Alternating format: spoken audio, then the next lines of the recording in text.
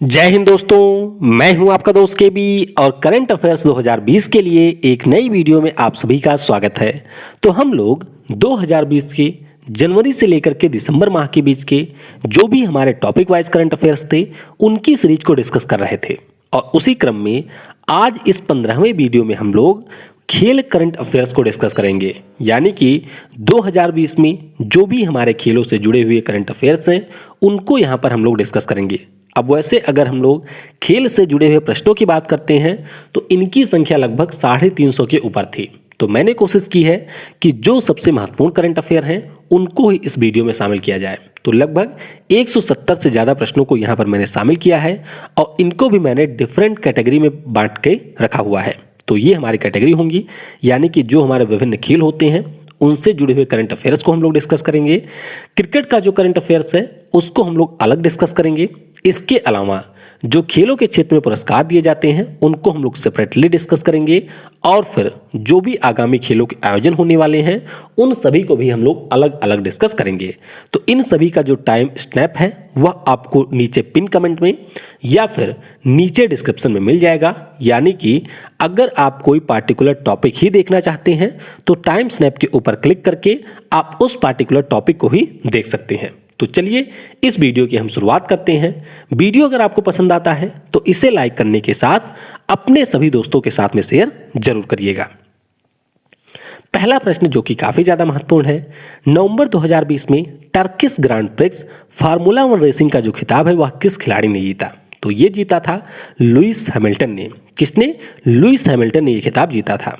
अब यहां पर आप ध्यान रखेंगे दो चीज कौन सी? एक तो ये कि सबसे ज्यादा फार्मूला 1 रेस जीता था 91 माइकल शुमाकर ने, जिनके रिकॉर्ड को तोड़ दिया है लुइस हैमिल्टन ने। लुइस हैमिल्टन जो कि यूनाइटेड किंगडम के खिलाड़ी हैं और ये मर्सिडीज के ड्राइवर हैं। तो ये आप ध्यान रखेंगे। इसके अलावा जर्मनी के जो माइकल शुमाकर थे इन्होंने 7 वर्ल्ड चैंपियनशिप जीती थी फार्मूला 1 रेस में और ये भी जो रिकॉर्ड था इसे प्राप्त कर लिया है लुइस हैमिल्टन ने। तो यानी कि इस रिकॉर्ड की भी बराबरी कर ली है लुइस हैमिल्टन ने। लुइस हैमिल्टन को अभी इंग्लैंड के द्वारा नाइटहुड की उपाधि दी गई। किसकी? नाइटहुड की उपाधि दी गई और बीबीसी के द्वारा sports person of the year का भी पुरस्कार मिला है लुइस हैमिल्टन को। तो ये सारी चीजें आपको लुइस हैमिल्टन के बारे में याद रखनी है। अगला प्रश्न है, खेल मंत्रालय ने कितने खेलों को चौथे खेलो इंडिया यूथ गेम्स में शामिल करने को मंजूरी दिया है? तो यहां पर खेल मंत्रालय के द्वारा कुल मिलाकर के 4 खेलों को शामिल करने को मंजूरी दी गई है, यानी कि इस प्रश्न का ऑप्शन ए करेक्ट होगा। अब ये 4 खेल हैं कौन कौन से? तो ध्यान रखेंगे आप लोग। एक तो है गटका जो कि पंजाब का मार्शल आर्ट है, एक हमारा है कलारीपायट्टू जो कि केरल का खेल है, फिर हमारा है थैंगटा जो कि मणिपुर का है और एक है मलखंब जो कि मध्य प्रदेश राज्य का एक खेल है। तो इन चारों को शामिल किया जाएगा। इसके अलावा आप ध्यान रखेंगे कि जो चौथा खेलो इंडिया यूथ गेम्स है इसका आयोजन हरियाणा के पंचकुला में किया जाएगा। और आप ध्यान रखेंगे कि खेल मंत्रालय के द्वारा जो योगासन है इसको भी यहां पर शामिल किया गया है एक इवेंट के रूप में। अगला प्रश्न है, दिसंबर 2020 में अंतरराष्ट्रीय गोल्फ फेडरेशन के नए अध्यक्ष के रूप में किसे चुना गया है? तो यहां पर चुनी गई हैं एनिका सोरेस्टैम। कौन? एनिका सोरेस्टैम अंतरराष्ट्रीय गोल्फ फेडरेशन की नई अध्यक्ष के रूप में चुनी गई हैं। अगला प्रश्न है, अंतरराष्ट्रीय ओलंपिक समिति द्वारा इनमें से किस खेल को टोक्यो ओलंपिक 2021 में शामिल किया गया है? तो कुल मिलाकर के 3 खेलों को शामिल किया गया है। कौन कौन से? एक तो है हमारा स्केट बोर्डिंग, दूसरा है स्पोर्ट क्लाइंबिंग और तीसरा है यहाँ पर सर्फिंग। तो ध्यान रखिएगा इन 3 खेलों को अभी शामिल किया गया है। तो 2021 में जो ओलंपिक होंगे उनमें आपके 3 खेल जोड़े गए हैं और इसके अलावा जो हमारा 2024 में ओलंपिक होगा पेरिस वाला, इसमें ब्रेकिंग नाम के एक खेल को जोड़ा गया है। तो ध्यान रखेंगे ओवरऑल कुल 4 खेल जोड़े गए हैं, जिनमें से 3 हमारे जोड़े गए हैं 2021 वाले में और 3 के बाद में जो एक बचा हुआ है इसको जोड़ा गया है अगला जो ओलंपिक होगा 2024 में। अगला प्रश्न है, दिसंबर 2020 में एटीपी अवार्ड में किस खिलाड़ी को फैंस फेवरेट अवार्ड से सम्मानित किया गया? तो ये पुरस्कार मिला है यहाँ पर रोजर फेडरर को, जो कि स्विट्जरलैंड के टेनिस खिलाड़ी हैं और इनको लगातार 18वें वर्ष फैंस फेवरेट अवार्ड से सम्मानित किया गया। तो ये आप ध्यान रखेंगे। इसके अलावा राफेल नडाल स्पेन के खिलाड़ी, इनको स्टीफन एडवर्ग स्पोर्ट्समैनशिप अवार्ड से सम्मानित किया गया है। अगला प्रश्न है कि किस खिलाड़ी को BBC sports personality of the year 2020 award से सम्मानित किया गया। तो ये पुरस्कार मैंने आपको ऊपर ही बता दिया कि ये मिला है लुइस हैमिल्टन को। किसे? लुइस हैमिल्टन को ये पुरस्कार दूसरी बार बीबीसी के द्वारा दिया गया। अगला प्रश्न है इटालियन क्लब नापोली स्टेडियम का नाम बदलकर किस पूर्व फुटबॉल खिलाड़ी के नाम पर रखा गया। तो इसका नाम रखा गया है डिएगो माराडोना के नाम पर, यानी कि इस प्रश्न का ऑप्शन ए करेक्ट होगा। तो हम लोगों ने डिस्कस ही किया था कि डिएगो माराडोना जो कि अर्जेंटीना के महान फुटबॉल खिलाड़ी थे, हाल ही में उनका निधन हुआ था, तो अब इन्हीं के नाम पर इटली ने अपने फुटबॉल क्लब का नाम बदल दिया है। अगला प्रश्न है मारा गोमेज विश्व की पहली महिला ट्रांसजेंडर फुटबॉल खिलाड़ी बनी है, तो ये किस देश से हैं? तो ध्यान रखिएगा, ये है अर्जेंटीना देश से। कहां से है? अर्जेंटीना देश से। दिसंबर 2020 में सखीर ग्रांड प्रिक्स फार्मूला 2 रेस किस खिलाड़ी ने जीता है? तो ये प्रश्न भी काफी ज्यादा महत्वपूर्ण हो सकता है आपकी परीक्षा के लिए, क्योंकि भारत के जहान दारूवाला पहले भारतीय बन गए हैं जिन्होंने एक फार्मूला 2 रेस को जीत लिया है। तो ध्यान रखिएगा, जहान दारूवाला ने ये रेस जीता है और ये रेड बुल की जो जूनियर टीम है उसके मेंबर हैं। अगला प्रश्न है फुटबॉल के महानतम खिलाड़ियों में से एक डिएगो माराडोना का निधन हुआ। तो ये मैंने आपको बता ही दिया कि ये अर्जेंटीना देश के खिलाड़ी थे। नवंबर 2020 में टेनिस की 6वीं बार जारी रैंकिंग में विश्व के नंबर 1 टेनिस खिलाड़ी कौन बने? तो ये बन गए हैं एक बार फिर से नोवाक जोकोविच। कौन? नोवाक जोकोविच, जो कि सर्बिया के टेनिस खिलाड़ी हैं। तो ये 6ठी बार यहाँ पर 2020 में विश्व के नंबर 1 टेनिस खिलाड़ी रहे हैं। शेख रसेल अंतर्राष्ट्रीय एयर राइफल चैंपियनशिप 2020 में भारत की जो एला वेनिल वलारिवन है, इन्होंने कौन सा पदक जीता? तो इन्होंने जीता है स्वर्ण पदक, और इनके साथ साथ जो साहू माने हैं, इन्होंने भी जीत लिया है स्वर्ण पदक। क्या नाम है? साहू माने, इन्होंने भी जीता है स्वर्ण पदक। तो इन्होंने जीता है रजत पदक। तो बस थोड़ा सा आप ध्यान रखेंगे कि एला वेनिल वलारिवन को यहाँ पर स्वर्ण पदक मिला है। अगला प्रश्न जो कि काफी ज्यादा महत्वपूर्ण है कि फ्रेंच ओपन 2020 के पुरुष एकल का खिताब किस खिलाड़ी ने जीता? तो ये जीत लिया है राफेल नडाल ने। किसने? राफेल नडाल ने यहाँ पर ये जीता है, और ये इनका 13वां फ्रेंच ओपन खिताब था। ये लाइन काफी ज्यादा महत्वपूर्ण है कि 13वां फ्रेंच ओपन का खिताब था राफेल नडाल का। तो ध्यान रखिएगा, इन्होंने फाइनल में हराया नोवाक जोकोविच को। अगला प्रश्न है फ्रेंच ओपन 2020 के महिला एकल का जो खिताब है, यह किस खिलाड़ी ने जीता? तो ये खिताब जीता इग स्वितेक ने। किसने? इग स्वितेक ने, और ये आपकी पोलैंड की एक खिलाड़ी हैं। तो मात्र 19 वर्ष की आयु में इग स्वितेक ने फ्रेंच ओपन के महिला एकल का खिताब जीत लिया। तो काफी ज्यादा महत्वपूर्ण प्रश्न है, इसके बारे में भी आपको याद रखना है। फोर्ब्स द्वारा जारी सबसे ज्यादा कमाई करने वाले एथलीटों की सूची में शामिल एकमात्र क्रिकेटर कौन है? तो एकमात्र क्रिकेटर रहे हैं यहाँ पर विराट कोहली। कौन है? विराट कोहली इसमें शामिल एकमात्र क्रिकेटर रहे हैं। तो इस प्रश्न का ऑप्शन बी करेक्ट होगा। सबसे ज्यादा कमाई कौन करते हैं? तो सबसे ज्यादा कमाई करते हैं स्विट्जरलैंड के रोजर फेडरर। कौन करते हैं? स्विट्जरलैंड के रोजर फेडरर सबसे ज्यादा कमाई करते हैं। अगला प्रश्न है फेड कप, जिसका नया नाम बिली जीन किंग कप रखा गया, किस खेल से संबंधित टूर्नामेंट है? तो ये टूर्नामेंट है आपका टेनिस से संबंधित। किससे? टेनिस से संबंधित यह एक टूर्नामेंट है, यानी कि इस प्रश्न का ऑप्शन डी करेक्ट होगा। तो बस आपको ध्यान रखना है कि बिली जीन जो कि अमेरिका की पूर्व टेनिस खिलाड़ी थी, इन्हीं के नाम पर फेड कप का नाम बदल करके बिली जीन किंग कप रखा गया है। अगला प्रश्न है एशले बार्टी किस देश के प्रसिद्ध टेनिस खिलाड़ी हैं? तो ये टेनिस खिलाड़ी हैं ऑस्ट्रेलिया की। अब ये चर्चा में क्यों रही थी? क्योंकि टेनिस के पहले ये क्रिकेट की खिलाड़ी थी, और 2019 में ये फ्रेंच ओपन में महिला एकल का खिताब भी जीत चुकी हैं, और अभी इन्होंने खेला है गोल्फ, और गोल्फ में भी ये रही हैं विजेता। यानी कि जो ब्रुक वाटर गोल्फ क्लब महिला चैंपियनशिप हुई है, उसे भी जीत लिया है एशले बार्टी ने। तो काफ़ी ज़्यादा ऑलराउंडर खिलाड़ी हैं एशले बार्टी, तो इनके बारे में भी आप थोड़ा सा ध्यान रखेंगे। अगला प्रश्न है अंतर्राष्ट्रीय पुरुष फुटबॉल में 100 गोल करने वाले विश्व के दूसरे फुटबॉलर कौन बने? तो दूसरे बन गए हैं यहाँ पर क्रिस्टियानो रोनाल्डो। कौन? पुर्तगाल के खिलाड़ी हैं क्रिस्टियानो रोनाल्डो, और ये अंतर्राष्ट्रीय स्तर पे फुटबॉल में 100 गोल करने वाले दुनिया के दूसरे फुटबॉलर बने हैं। पहले कौन थे? तो पहले थे ईरान के अली दाई। कौन थे? अली दाई। इनके नाम पर 109 गोल का रिकॉर्ड है। अगला प्रश्न है, बॉब ब्रायन और माइक ब्रायन ने अंतर्राष्ट्रीय स्तर पर किस खेल से संन्यास की घोषणा की? तो ये दोनों आपके खिलाड़ी थे टेनिस के, और अब इन्होंने संन्यास की घोषणा कर दी है। तो बस इनके बारे में आप ध्यान रखेंगे कि अमेरिका के ये टेनिस खिलाड़ी थे जिन्होंने अब संन्यास ले लिया है। अगला प्रश्न है, 72वें पुरुष सीनियर राष्ट्रीय भारोत्तोलन चैंपियनशिप 2020 में सर्वश्रेष्ठ पुरुष भारोत्तोलक का खिताब किसने जीता? तो ये जीता जेरेमी लाल रेनुंगा ने।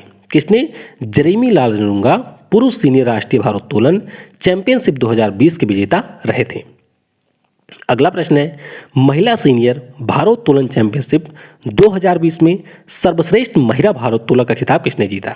तो ये जीत लिया था मीराबाई चानू ने। किसने? मीराबाई चानू ने ये खिताब जीता था। तो आप ध्यान रखेंगे कि मणिपुर की खिलाड़ी है मीराबाई चानू। अगला प्रश्न है, राष्ट्रीय स्नूकर चैंपियनशिप 2020 के पुरुष वर्ग का जो खिताब है वह किसने जीता? तो ये जीता आदित्य मेहता ने। किसने? आदित्य मेहता ने यह खिताब जीता है। तो ध्यान रखिएगा, राष्ट्रीय स्नूकर चैंपियनशिप जीता आदित्य मेहता ने।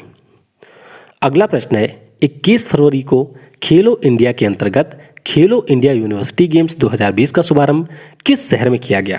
तो ये आपका आयोजित हुआ था भुवनेश्वर में। कहाँ पर? भुवनेश्वर, जो कि उड़ीसा की राजधानी है, वहाँ पर इसका आयोजन किया गया। तो ये आप यहाँ पर से ध्यान रखेंगे। और यहाँ पर मैं आपको थोड़ा सा बता देता हूँ खेलो इंडिया यूथ गेम्स के बारे में। कौन से? खेलो इंडिया यूथ गेम्स के बारे में। ये आपका आयोजित हुआ था कहाँ पर? गुवाहाटी में। इसमें आप देख सकते हैं महाराष्ट्र ने सबसे ज़्यादा पदक जीते थे 256, हरियाणा इसमें रहा था दूसरे स्थान पे 200 पदकों के साथ में, और दिल्ली रहा था तीसरे स्थान पे। सबसे ज़्यादा पदक जीता था महाराष्ट्र ने, और सबसे ज़्यादा गोल्ड मेडल भी जीता था महाराष्ट्र ने। अगला प्रश्न है, 8वीं राष्ट्रीय टेबल टेनिस चैंपियनशिप 2020 के पुरुष एकल का खिताब किसने जीता? तो पुरुष एकल का जीता था यहाँ पर हरमीत देसाई ने, और महिला एकल का जीता था यहाँ पर सुतीर्था मुखर्जी ने। तो ऐसे जो आपके प्रश्न हैं इनमें आप थोड़ा सा ध्यान रखेंगे, क्योंकि बहुत ज़्यादा अगर आप इनमें डीप में जाएंगे तो याद रखने में भी परेशानी होगी। तो थोड़ा थोड़ा आप इनके बारे में केवल सुन लेंगे। ये प्रश्न महत्वपूर्ण है, पूछा भी जा चुका है। आईसीसी अंडर 19 क्रिकेट विश्व कप 2020 का जो खिताब है वह किसने जीता? तो ये जीता था बांग्लादेश ने। तो इसे अभी हम लोग आगे क्रिकेट वाले में भी कवर करेंगे। तो ध्यान रखिएगा, ये जीता था बांग्लादेश ने। आयोजन कहाँ पर हुआ? तो आयोजन इसका किया गया था दक्षिण अफ्रीका में। अगला प्रश्न है, प्रीमियर बैडमिंटन लीग 2020 के जो 5वां संस्करण हुआ था इसका खिताब किसने जीता? तो ये जीता बेंगलुरु रैप्टर्स ने। किसने? बेंगलुरु रैप्टर्स ने इसका खिताब जीता था। हराया किसको इन्होंने? तो नॉर्थ ईस्टर्न वॉरियर को इन्होंने हराया था। अगला प्रश्न है, 77वें राष्ट्रीय स्क्वैश चैंपियनशिप 2020 का जो पुरुष वर्ग का खिताब है ये किसने जीता था? तो ये यहाँ पर जीता था, इनका नाम है सौरभ घोषाल। क्या नाम है? सौरभ घोषाल ने राष्ट्रीय स्क्वैश चैंपियनशिप 2020 के पुरुष वर्ग का खिताब जीता था। महिला एकल की बात करें तो महिला एकल जीता था ज्योत्सना चिनप्पा ने। पुरुष एकल सौरभ घोषाल और महिला एकल ज्योत्सना चिनप्पा ने। अब यहाँ से आपको थोड़ा सा ये भी कनेक्ट करना है कि स्क्वैश से जुड़े हुए खिलाड़ी कौन हैं। तो सौरभ घोषाल स्क्वैश के खिलाड़ी हैं, और अभिषेक प्रधान स्क्वैश के खिलाड़ी हैं, ज्योत्सना चिनप्पा स्क्वैश के खिलाड़ी हैं, तन्वी खन्ना ये स्क्वैश के खिलाड़ी हैं। तो ये आपको भी थोड़ा सा कनेक्ट करना है। अगला प्रश्न है, एशियन बैडमिंटन चैंपियनशिप में भारतीय पुरुष टीम ने कौन सा पदक जीता? तो भारतीय पुरुष टीम को यहाँ पर मिला था कांस्य पदक। आयोजन कहाँ पर हुआ था? तो आयोजन इसका हुआ था मनीला में। तो आपको ध्यान रखना है कि भारतीय पुरुष टीम ने यहाँ पर कांस्य पदक जीता था, और इसमें इंडोनेशिया ने स्वर्ण और मलेशिया ने जीता था रजत पदक। अगला प्रश्न है, अमेरिका में आयोजित क्रेन्स कप चेस टूर्नामेंट के दूसरे संस्करण का खिताब किसने जीता? तो ये जीता कोनेरू हम्पी ने। किसने? कोनेरू हम्पी, जो कि भारत की महानतम शतरंज खिलाड़ियों में से एक हैं।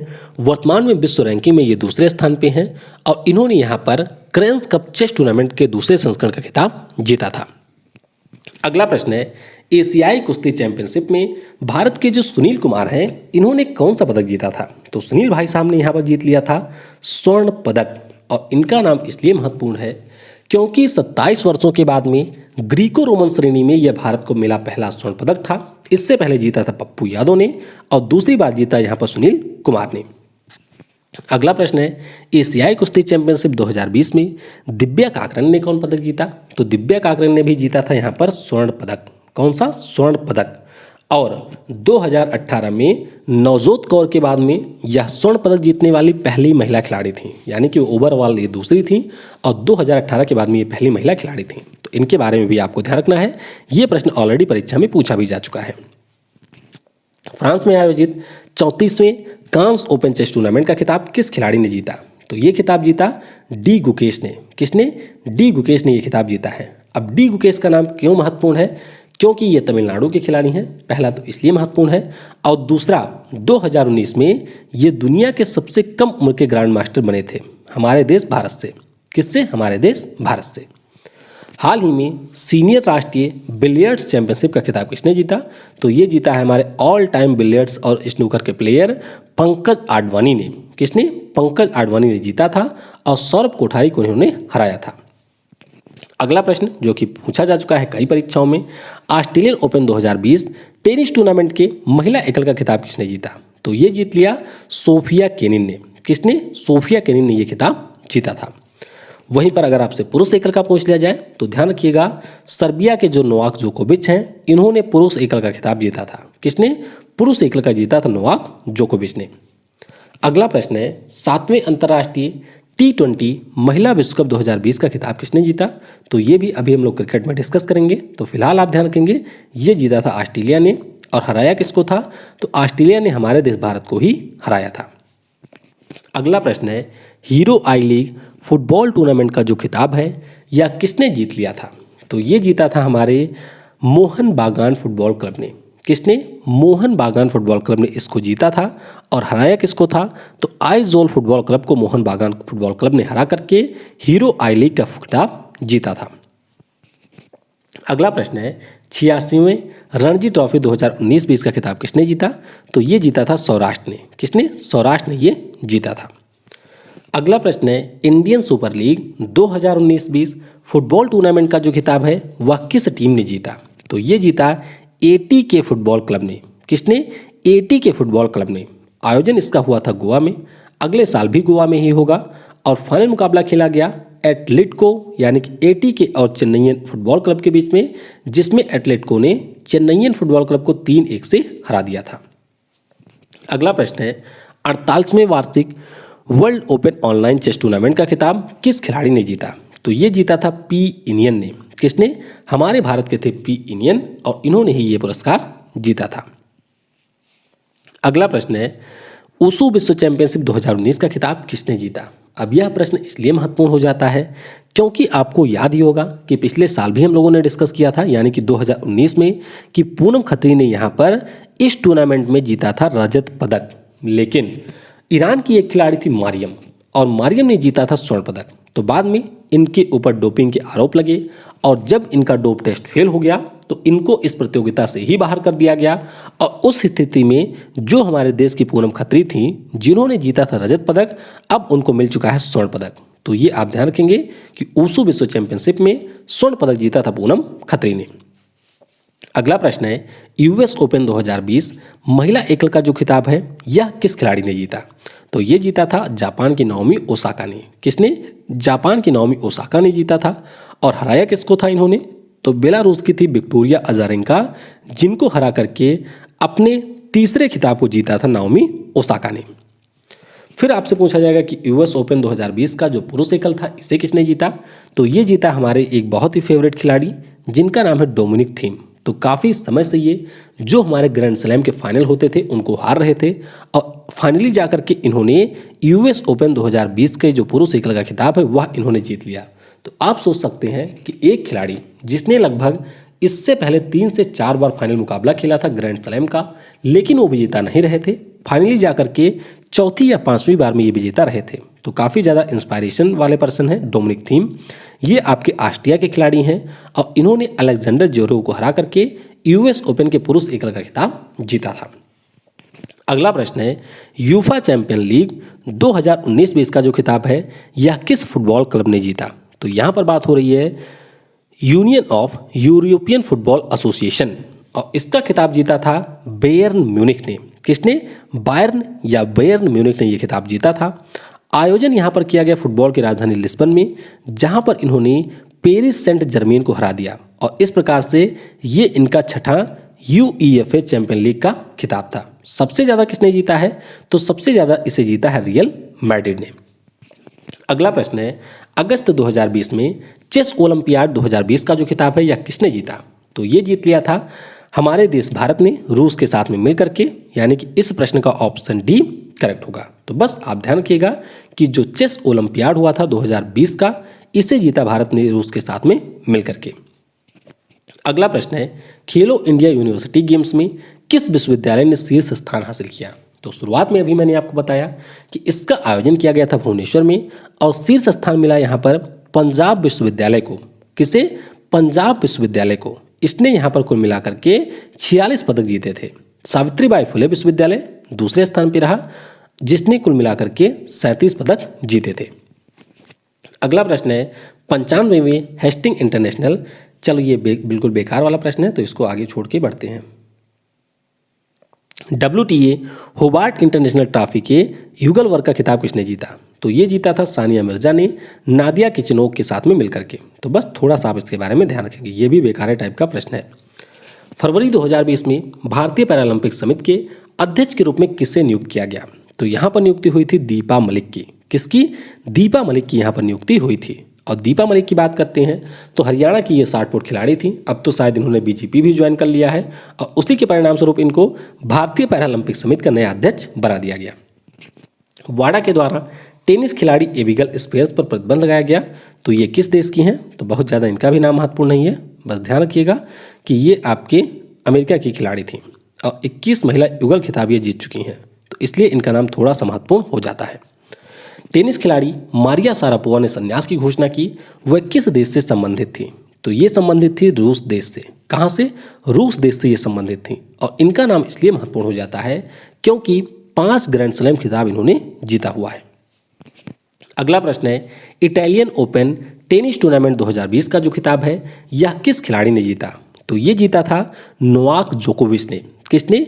नोवाक जोकोविच ने ये खिताब जीता था। तो बस आप ध्यान रखेंगे कि नोवाक जोकोविच ने इटालियन ओपन टेनिस टूर्नामेंट का खिताब जीता था। राष्ट्रीय एंटी डोपिंग एजेंसी ने सरबजीत कौर पर कितने वर्षों का प्रतिबंध लगाया? तो ये प्रतिबंध लगा था 4 वर्षों का। सरबजीत कौर जो कि एक हमारी वेट लिफ्टर थी, यानी कि भारोत्तोलक की खिलाड़ी थी, इनके ऊपर 4 वर्ष का बैन लगाया गया। इसी प्रकार से सीमा, ये भी एक वेट लिफ्टर थी, इनके ऊपर भी 4 वर्ष का प्रतिबंध लगा। निर्मला सेरोन, इनके ऊपर भी 4 वर्ष का प्रतिबंध लगा, ये एक रेसर थी। और सुमित सांगवान जो कि एक बॉक्सर थे, इनके ऊपर भी 1 वर्ष का प्रतिबंध लगाया गया राष्ट्रीय एंटी डोपिंग एजेंसी के द्वारा। अगला प्रश्न है, 17वीं टाटा मुंबई मैराथन में महिलाओं की श्रेणी में किसने जीत दर्ज की? तो यहाँ पर जीत मिली थी सुधा सिंह को। और पुरुष कैटेगरी में, तो पुरुष कैटेगरी में श्रीनु बोगाथा विजयी रहे थे। और आपको मैं यहाँ पर बता देता हूँ कि जी आकाश जो कि तमिलनाडु के थे, ये हमारे भारत के 66वें यानी कि 66 नंबर के ग्रैंड मास्टर बने हैं।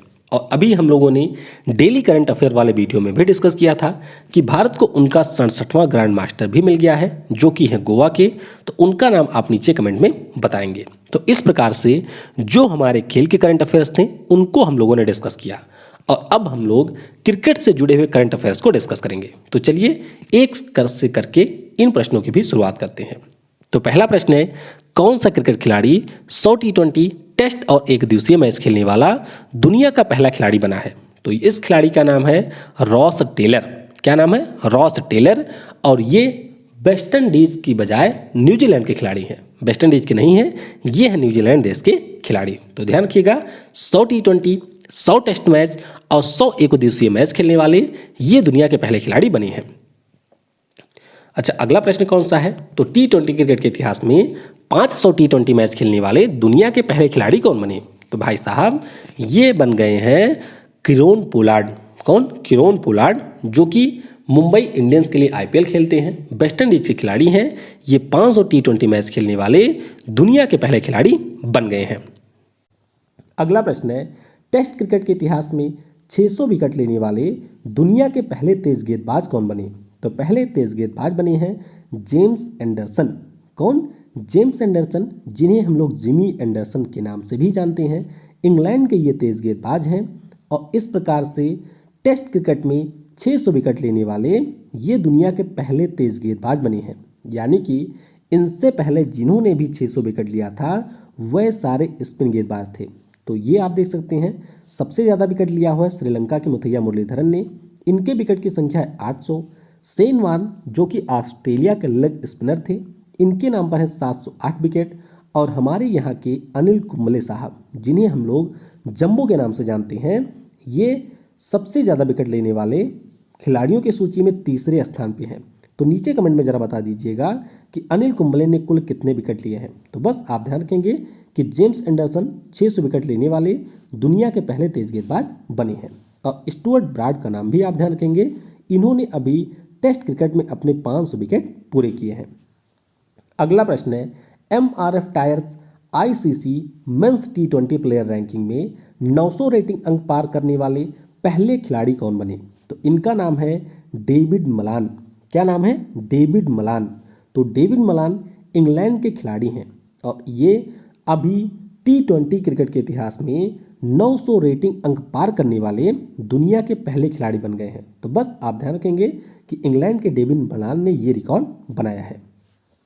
अगला प्रश्न है दिसंबर 2020 में समाप्त हुए भारत बनाम ऑस्ट्रेलिया एक दिवसीय सीरीज में किस खिलाड़ी को प्लेयर ऑफ द सीरीज चुना गया? तो ये तो ऐसे बने हैं स्टीव स्मिथ। कौन? स्टीव स्मिथ बने हैं। और ये जो सीरीज हुई थी इसमें ऑस्ट्रेलिया ने भारत को 2-1 से हरा दिया। तो बस आप ये ध्यान रखेंगे। इसके अलावा आपको जो जरूरी चीज़ ध्यान रखनी है कि हमारे भारतीय क्रिकेट टीम के कप्तान विराट कोहली वनडे क्रिकेट में सबसे तेज 12,000 रन बनाने वाले खिलाड़ी बने। कौन? सबसे ज़्यादा 12,000 रन बनाने वाले खिलाड़ी बने हैं। वहीं हार्दिक पांड्या सबसे तेज 1,000 रन बनाने वाले भारतीय खिलाड़ी बन गए हैं। तो विराट कोहली ये अंतर्राष्ट्रीय स्तर पर सबसे तेज 12,000 रन बनाने वाले खिलाड़ी बने। और हार्दिक पांड्या की बात करते हैं तो ये सबसे तेज 1,000 रन बनाने वाले भारतीय खिलाड़ी बने हैं। अगला प्रश्न है किस खिलाड़ी के रिकॉर्ड को तोड़कर विराट कोहली अंतर्राष्ट्रीय क्रिकेट में सबसे तेज 22,000 रन बनाने वाले खिलाड़ी बने? तो इन्होंने रिकॉर्ड तोड़ा है मास्टर ब्लास्टर सचिन तेंदुलकर का। तो इस प्रश्न का ऑप्शन सी करेक्ट होगा।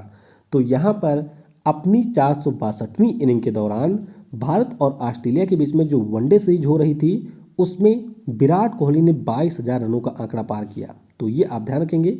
अगर हम बात करते हैं सचिन तेंदुलकर की तो इन्होंने 493 पारियों में 22,000 रनों का आंकड़ा पार किया था। वहीं पर विराट कोहली ने मात्र 462वीं इनिंग में इस रिकॉर्ड को पार कर लिया।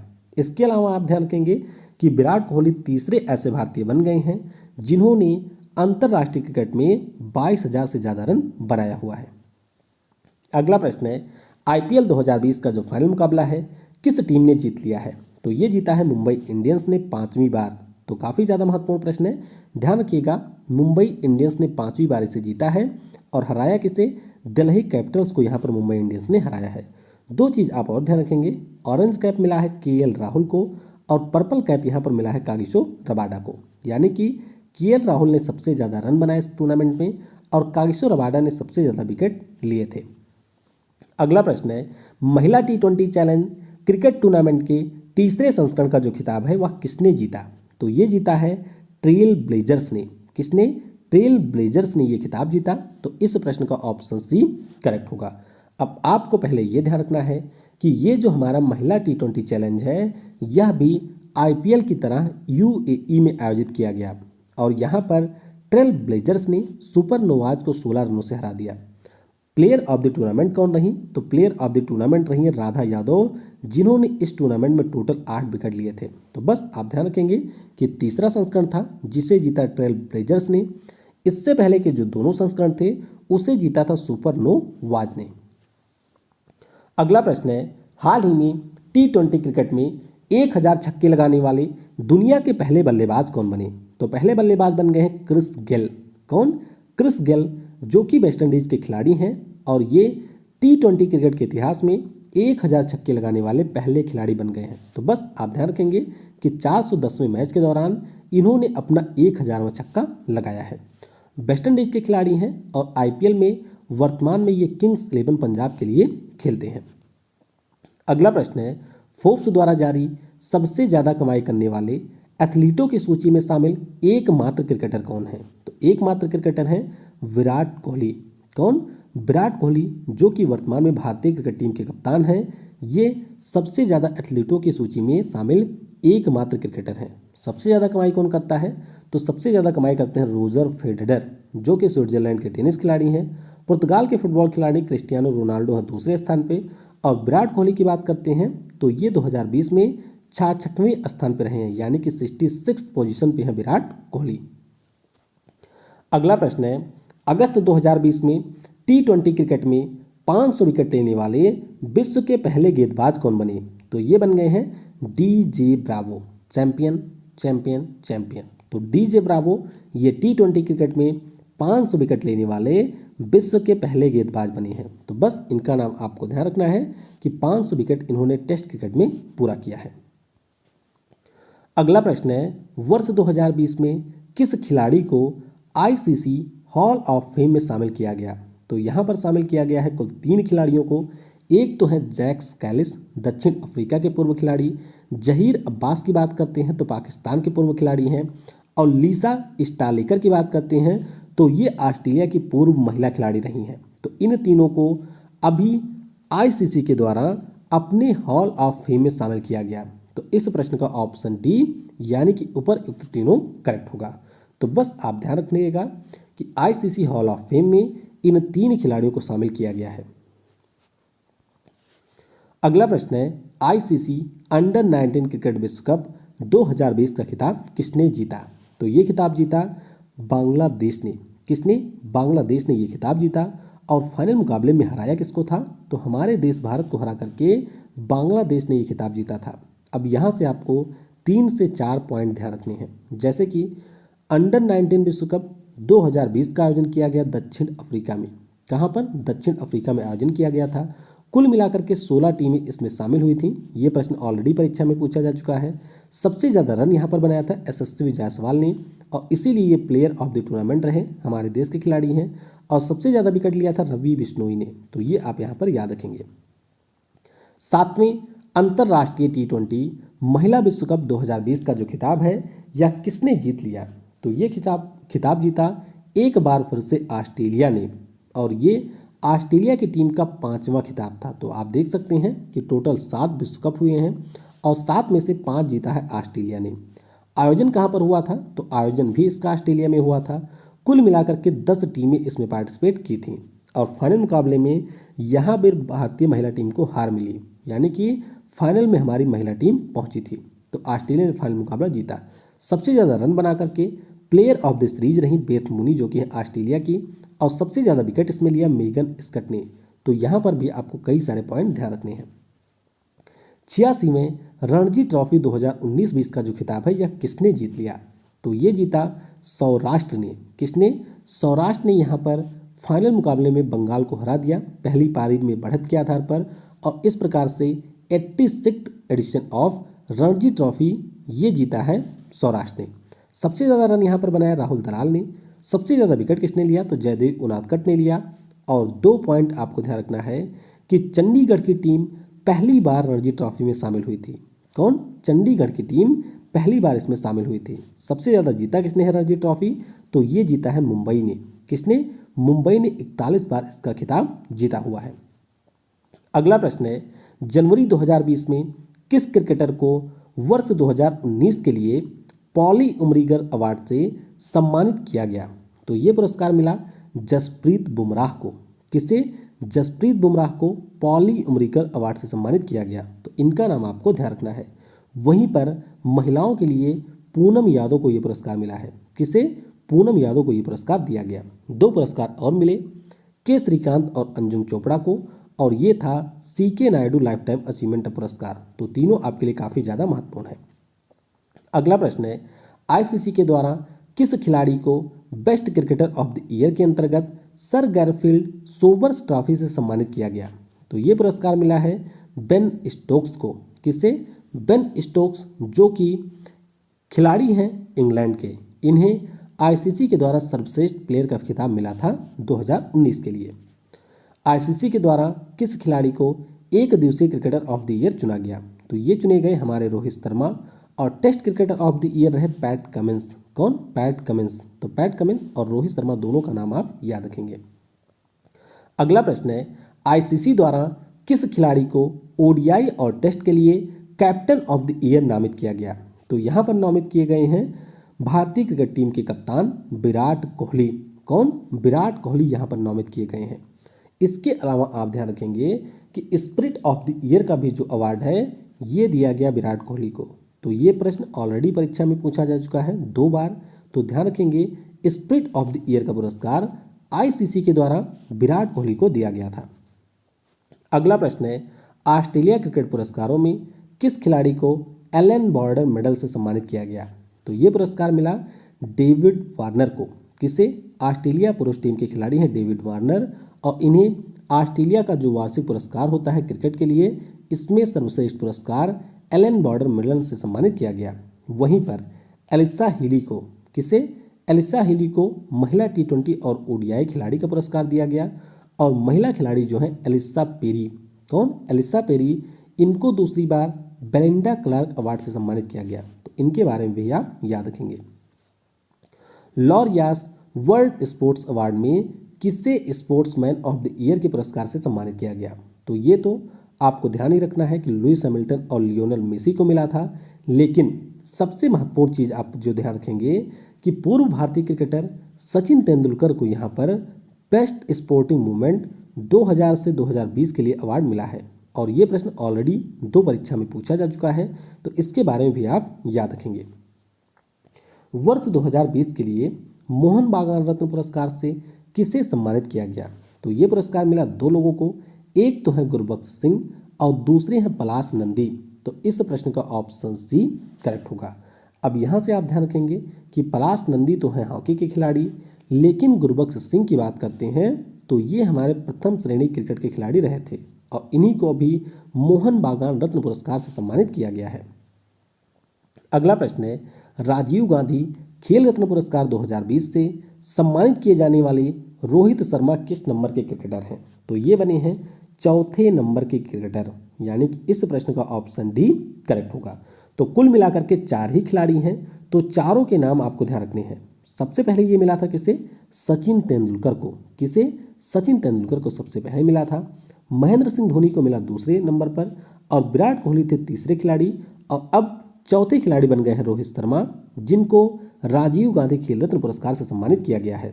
और इस बार का जो खेल रत्न पुरस्कार है वह इसलिए भी खास रहा क्योंकि कुल मिलाकर के 5 खिलाड़ी इस बार खेल रत्न पुरस्कार से सम्मानित किए गए हैं। अब हम लोग यहाँ पर बात करेंगे अर्जुन पुरस्कारों की। तो जैसा कि मैंने आपको बताया, खेल रत्न पुरस्कार एक क्रिकेट खिलाड़ी को मिला जो कि है रोहित शर्मा। उसी प्रकार से अगर हम अर्जुन पुरस्कारों की बात करते हैं तो यह भी 2 क्रिकेट खिलाड़ी को मिला है। एक तो है ईशांत शर्मा और दूसरी है दीप्ति शर्मा। और शर्मा देख करके आप बिल्कुल ये मत समझिएगा कि ये दोनों भाई बहन हैं या ये दोनों पति पत्नी हैं। दोनों अलग अलग खिलाड़ी हैं। एक हमारे पुरुष टीम के खिलाड़ी हैं और एक हमारी महिला क्रिकेट टीम के खिलाड़ी हैं। तो दोनों के नाम आप यहाँ पर याद रखेंगे। तो चलिए, क्रिकेट के अंतर्गत ही हम लोग अब क्रिकेट से जुड़े हुए कुछ अन्य पुरस्कारों के बारे में भी जानते हैं, जो कि दिसंबर माह के एकदम आखिरी में दिए गए थे। तो पहला प्रश्न है इसमें कि आईसीसी के द्वारा किस क्रिकेटर को पुरुष क्रिकेटर ऑफ द डिकेड के लिए सर गैरफील्ड सोबर्स अवार्ड से सम्मानित किया गया? तो बहुत ही ज्यादा महत्वपूर्ण प्रश्न है। ध्यान रखिएगा, भारतीय क्रिकेट टीम के जो कप्तान है विराट कोहली, इनको यहाँ पर पुरुष क्रिकेटर ऑफ द डिकेड के लिए सर गैरफील्ड सोबर्स अवार्ड से सम्मानित किया गया था। तो इसके ऊपर एक पूरी सेपरेट वीडियो मैंने 10 मिनट की बना रखी है, जिसमें हम लोगों ने डिकेड पुरस्कारों के बारे में ही डिस्कस किया है। तो ऊपर के आई बटन पर उसकी लिंक आपको मिल जाएगी, तो वहां से आप उसको देख सकते हैं। तो आपको ध्यान रखना है कि पुरुष क्रिकेटर ऑफ द डिकेड रहे हैं विराट कोहली, और ऑस्ट्रेलिया की जो एलिस पेरी हैं वो आपकी महिला क्रिकेटर ऑफ द डिकेड रही हैं, और इसीलिए इन्हें राचेल हेहो फ्लिंट अवार्ड से सम्मानित किया गया। अगला प्रश्न है, आईसीसी के द्वारा किस खिलाड़ी को पुरुष test cricketer of the decade के रूप में चुना गया? तो ये पुरस्कार मिला है ऑस्ट्रेलिया के स्टीव स्मिथ को। किसे? स्टीव स्मिथ को इस पुरस्कार से सम्मानित किया गया। वहीं पर अफगानिस्तान के जो गेंदबाज हैं, स्पिन गेंदबाज राशिद खान, ये T20 cricketer of the decade रहे हैं। अगला प्रश्न ये भी काफी ज्यादा महत्वपूर्ण है कि आईसीसी के द्वारा किस खिलाड़ी को spirit of the cricket award of the decade से सम्मानित किया गया? तो ये पुरस्कार मिला महेंद्र सिंह धोनी को। किसे? महेंद्र सिंह धोनी को यहाँ पर इस पुरस्कार से सम्मानित किया गया। तो ध्यान रखिएगा, महेंद्र सिंह धोनी जो कि भारतीय क्रिकेट टीम के पूर्व कप्तान थे, पिछले साल सुरेश रैना के साथ में इन्होंने संन्यास की घोषणा की थी। इन्हें इस वर्ष spirit of the cricket award of the decade से सम्मानित किया गया। तो ये पुरस्कार आपको ध्यान रखने हैं। इसमें किस खिलाड़ी को आईसीसी हॉल ऑफ फेम में शामिल किया गया? तो इस साल आईसीसी के द्वारा 3 खिलाड़ियों को हॉल ऑफ फेम में शामिल किया गया है। कौन कौन से? एक तो है जैक कालिस, दक्षिण अफ्रीका के पूर्व क्रिकेटर रहे हैं। जहीर अब्बास की बात करते हैं तो पाकिस्तान के पूर्व खिलाड़ी रहे हैं। और लीसा स्टालेकर की अगर हम बात करें तो ये ऑस्ट्रेलिया की पूर्व खिलाड़ी रही हैं। तो तीनों के नाम आपको ध्यान रखने हैं और इनको इस वर्ष आईसीसी के द्वारा हॉल ऑफ फेम में शामिल किया गया। तो इस प्रश्न का ऑप्शन डी करेक्ट होगा। तो यहाँ पर मैंने तीनों को बता दिया कि ये किस देश के पूर्व खिलाड़ी रहे हैं। अगला प्रश्न है, अखिल भारतीय फुटबॉल महासंघ के द्वारा किस भारतीय पुरुष खिलाड़ी को 2019-20 के लिए फुटबॉलर ऑफ द ईयर चुना गया? तो काफ़ी ज़्यादा महत्वपूर्ण प्रश्न है। फुटबॉल टीम के हमारे खिलाड़ी हैं गुरप्रीत सिंह संधू। कौन? गुरप्रीत सिंह संधू। और ये वर्तमान में हमारे फुटबॉल टीम के विकेट कीपर हैं और इन्हीं को ऑल इंडिया फुटबॉल फेडरेशन के द्वारा 2019-20 के लिए फुटबॉलर ऑफ द ईयर चुना गया है मेल कैटेगरी में। वहीं पर आप ध्यान रखेंगे कि महिलाओं की कैटेगरी में फुटबॉलर ऑफ द ईयर चुना गया है संजू को। किसे? संजू को। तो दोनों के बारे में आपको ध्यान रखना है। वैसे अगर हम लोग बात करते हैं तो वर्तमान में हमारे फुटबॉल टीम के जो कप्तान हैं सुनील छेत्री, ये सबसे ज़्यादा 6 बार फुटबॉलर ऑफ द ईयर रह चुके हैं। तो ये भी आप यहाँ से याद रखेंगे। अगला प्रश्न है, दिसंबर 2020 में फीफा बेस्ट मेंस फुटबॉल खिलाड़ी 2020 का खिताब किसने जीत लिया है? तो ये खिताब जीता है रॉबर्ट लेवांडोव्स्की ने। किसने? रॉबर्ट लेवांडोव्स्की ने। और ये बायर्न म्यूनिख के स्ट्राइकर हैं, पोलैंड फुटबॉल टीम के ये कप्तान हैं और इन्हें 2020 के लिए फीफा के द्वारा बेस्ट मेंस फुटबॉल खिलाड़ी ऑफ द ईयर का पुरस्कार मिला है। वहीं पर आप ध्यान रखेंगे इंग्लैंड की हैं लूसी ब्रांज। ये आप देख सकते हैं, यहाँ पर आपको मिलेंगी लूसी ब्रांज। तो Lucy bronze best women's player of the year रही हैं। तो काफ़ी ज़्यादा महत्वपूर्ण प्रश्न है और आपके आगामी एग्जाम में ये 100% पूछा जाएगा। तो ध्यान रखिएगा, रॉबर्ट लेवांडोव्स्की ये फीफा के बेस्ट मेंस फुटबॉल खिलाड़ी रहे हैं। इंग्लैंड की जो लूसी ब्रांज हैं ये best women's player of the year के रूप में चुनी गई हैं। अगला प्रश्न है, वर्ष 2020 के लिए किस खिलाड़ी को पुरुष श्रेणी में world athlete of the year चुना गया? तो ये चुने गए हैं मोंडो ड्यूप्लांटिस। कौन? मोंडो ड्यूप्लांटिस। तो मोंडो ड्यूप्लांटिस के बारे में अगर हम बात करें तो स्वीडन के ये एक पोल वाल्टर हैं, यानी कि जो पोल लेकर के जंप करते हैं उसके खिलाड़ी हैं। और बात करते हैं महिला की श्रेणी में तो आपको ध्यान रखना है कि महिलाओं की श्रेणी में एथलीट ऑफ द ईयर चुनी गई हैं यूलिमर रोजास। क्या नाम है? यूलिमर रोजास। ये आपके वेनेजुएला के खिलाड़ी हैं और ये एक ट्रिपल जंपर हैं। तो आपको ध्यान रखना है कि किसे चुना गया है, किस देश के हैं और कौन सा खेल ये खेलते हैं। अगला प्रश्न है, दिसंबर 2020 में किस खिलाड़ी को WTA player of the year चुना गया? तो ये चुनी गई हैं सोफिया केनिन। कौन? सोफिया केनिन अमेरिका की जो टेनिस खिलाड़ी हैं। इस वर्ष जो आपका ऑस्ट्रेलियन ओपन हुआ था उसके महिला एकल का खिताब जीता था सोफिया केनिन ने और इन्हें WTA player of the year चुना गया है। वहीं पर आप ध्यान रखेंगे कि जो इस साल का फ्रेंच ओपन हुआ था इसकी विजेता रही है पोलैंड की इग स्वितेक और इन्हें WTA के द्वारा most improved player of the year का पुरस्कार मिला है। अगला प्रश्न है, फिक्की इंडिया स्पोर्ट्स अवार्ड 2020 में किस खिलाड़ी को sports person of the year से सम्मानित किया गया? तो ये सम्मान मिला है बजरंग पुनिया और एला वेनिल वलारिवन को। तो इस प्रश्न का ऑप्शन सी करेक्ट होगा। तो सिंपली आप ध्यान रखेंगे कि मेल कैटेगरी में बजरंग पुनिया को पुरस्कृत किया गया और फीमेल कैटेगरी में एला वेनिल वलारिवन को यहाँ पर पुरस्कृत किया गया है।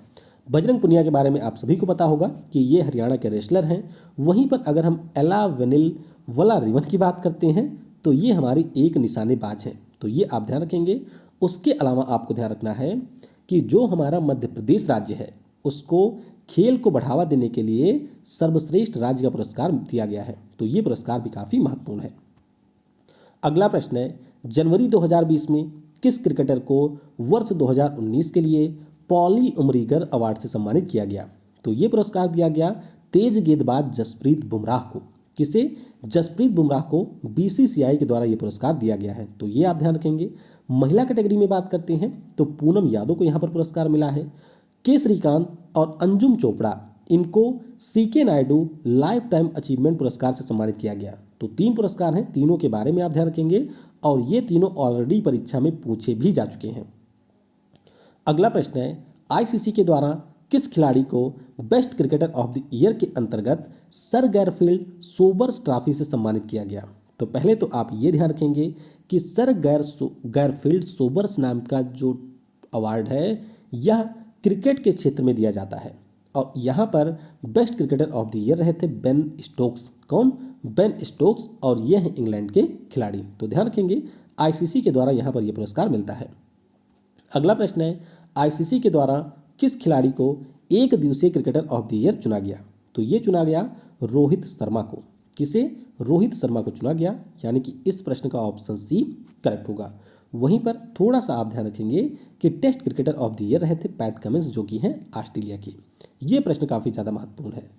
आईसीसी द्वारा किस खिलाड़ी को ओडीआई और टेस्ट के लिए कैप्टन ऑफ द ईयर नामित किया गया? तो यहाँ पर नामित किया गया है विराट कोहली को। किसे? विराट कोहली को, जो कि ओडीआई और टेस्ट के कप्तान रहे हैं हमारे भारतीय टीम के, और इन्हीं को कैप्टन ऑफ द ईयर चुना गया है। इसके अलावा विराट कोहली को स्पिरिट ऑफ द ईयर का पुरस्कार भी दिया गया। तो ये भी आप ध्यान रखेंगे। चलिए नीचे कमेंट में आपसे मैं एक टफ प्रश्न पूछता हूँ। आपको नीचे कमेंट में ये बताना है कि विराट कोहली को स्पिरिट ऑफ द ईयर का पुरस्कार क्यों दिया गया था आईसीसी के द्वारा। ये आप नीचे कमेंट में बताएंगे। अगला प्रश्न है, किस भारतीय महिला खिलाड़ी को world games athlete of the year का अवार्ड मिला है? तो ये पुरस्कार मिला रानी रामपाल को। किसे?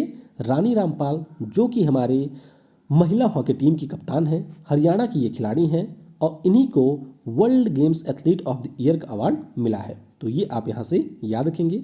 इसके अलावा अगर हम लोग रानी रामपाल की बात करते हैं तो भारत सरकार के द्वारा, यानी कि जो हमारा खेल मंत्रालय है, उसके द्वारा इन्हें इस वर्ष खेल रत्न पुरस्कार से भी सम्मानित किया गया। अगला प्रश्न है, अंतर्राष्ट्रीय हॉकी संघ के द्वारा वर्ष 2019 के लिए किसे women's player of the year का पुरस्कार मिला है? तो ये जो पुरस्कार है ये दिया गया इवा डी गोडे को। किसे? इवा डी गोडे को, और ये नीदरलैंड की हॉकी खिलाड़ी हैं। अब जैसे women's player of the year का पुरस्कार मिला, उसी प्रकार से men's player of the year का भी पुरस्कार दिया गया। और ये पुरस्कार किसे मिला? तो जो हमारे भारतीय हॉकी टीम के कप्तान हैं मनप्रीत सिंह, इनको पुरस्कृत किया गया है। तो आप दोनों के बारे में ध्यान रखेंगे कि women's player of the year hockey की रही इवा दी गोदे और पुरुषों के लिए रहे भारत के मनप्रीत सिंह। अगला प्रश्न है, लॉरियास वर्ल्ड स्पोर्ट्स अवार्ड में किसे स्पोर्ट्समैन ऑफ द ईयर के पुरस्कार से सम्मानित किया गया? तो ये पुरस्कार मिला लुइस हैमिल्टन, जो कि फार्मूला 1 रेसर हैं। कहाँ के? ये आपके फार्मूला 1 रेसर हैं यूनाइटेड किंगडम के। कहाँ के? यूनाइटेड किंगडम के। और लियोनेल मेसी की बात करते हैं तो ये हमारे अर्जेंटीना के फुटबॉल खिलाड़ी हैं और इन्हीं दोनों को लॉरियास वर्ल्ड स्पोर्ट्स अवार्ड में sports person of the year का अवार्ड मिला है पुरुष कैटेगरी में। और आप ध्यान रखेंगे कि sports women of the year का जो पुरस्कार है ये दिया गया सिमोना बाइल्स को। किसे? सिमोना बाइल्स को, और ये आपकी यूएसए की जिम्नास्ट हैं। अब इस पुरस्कार में जो सबसे महत्वपूर्ण चीज़ आपको ध्यान रखनी है कि हमारे यहाँ के जो क्रिकेटर हैं सचिन तेंदुलकर, इनको बेस्ट स्पोर्टिंग मूवमेंट 2000 से 2020 के बीच के लिए अवार्ड मिला है। तो ये आप ध्यान रखेंगे कि बेस्ट स्पोर्टिंग मूवमेंट के लिए सचिन तेंदुलकर को पुरस्कृत किया गया। अगला प्रश्न है, अंतर्राष्ट्रीय हॉकी संघ के द्वारा किस खिलाड़ी को महिला वर्ग में rising star of the year चुना गया? तो ये चुना गया है लाल रेमसी यामी को। किसे? लाल रेमसी यामी को, यानी कि इस प्रश्न का ऑप्शन ए करेक्ट होगा। तो बस आप ध्यान रखेंगे कि लाल रेमसी यामी ये मिजोरम राज्य की खिलाड़ी हैं, इन्हें rising star of the year चुना गया महिला कैटेगरी में। वहीं पर विवेक सागर, जो कि मध्य प्रदेश राज्य के हॉकी खिलाड़ी हैं, इनको rising star of the year पुरुष कैटेगरी में चुना गया। तो फीमेल में रही आपकी लाल रेमसी यामी और मेल कैटेगरी में रहे हैं विवेक सागर प्रसाद। अगला प्रश्न है, ESPN द्वारा किस खिलाड़ी को महिला sports person of the year के पुरस्कार से सम्मानित किया गया?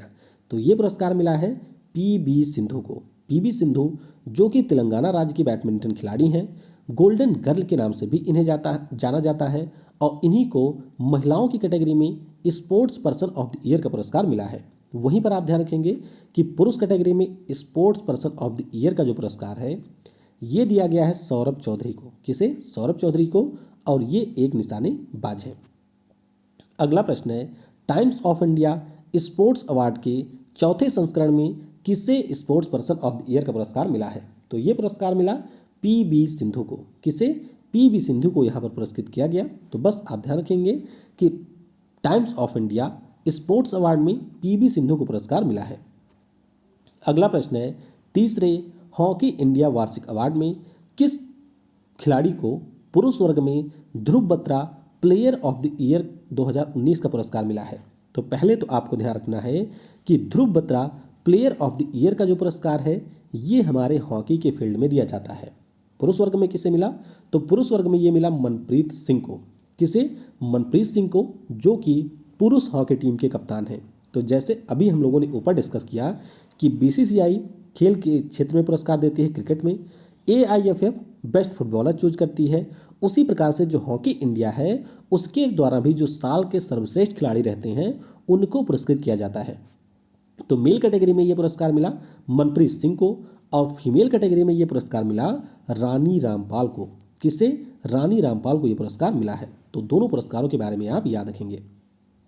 अगला प्रश्न है, एशिया ओशिनिया के लिए फेड कप हर्ट अवार्ड 2020 किसने जीता? तो ये पुरस्कार जीता सानिया मिर्जा ने। किसने? सानिया मिर्जा। इनके बारे में तो आपने सुना ही होगा। तेलंगाना राज्य के टेनिस खिलाड़ी हैं। वर्तमान में इन्होंने शादी कर ली है शोएब मलिक से, लेकिन फिर भी ये जो टेनिस है वह भारत के लिए ही खेलती हैं और ये फेड कप हर्ट अवार्ड जीतने वाली पहली भारतीय बनी है। तो 2020 में इन्होंने एशिया ओशिनिया रीजन के लिए ये पुरस्कार जीता है। अगस्त 2020 में भारत के सर्वोच्च खेल पुरस्कार खेल रत्न के लिए दी जाने वाली राशि बढ़ा करके कितनी कर दी गई? तो इसे भी आप याद रखेंगे कि ये बढ़ा करके 25 लाख की गई है। तो कई सारे यहाँ पर बदलाव किए गए हैं, जैसे कि जो खेल रत्न पुरस्कार होता है इसमें पहले 7.5 लाख रुपए दिए जाते थे, अब इसे बढ़ा करके 25 लाख रुपए कर दिया गया है। अर्जुन पुरस्कारों की बात करते हैं तो 5 लाख पहले दिए जाते थे, अब इसे बढ़ा करके 15 लाख कर दिया गया है। द्रोणाचार्य पुरस्कारों की बात करते हैं तो ये भी आपका पहले 5 लाख होता है, 5 लाख होता था, अब इसे बढ़ा करके 10 लाख कर दिया गया है।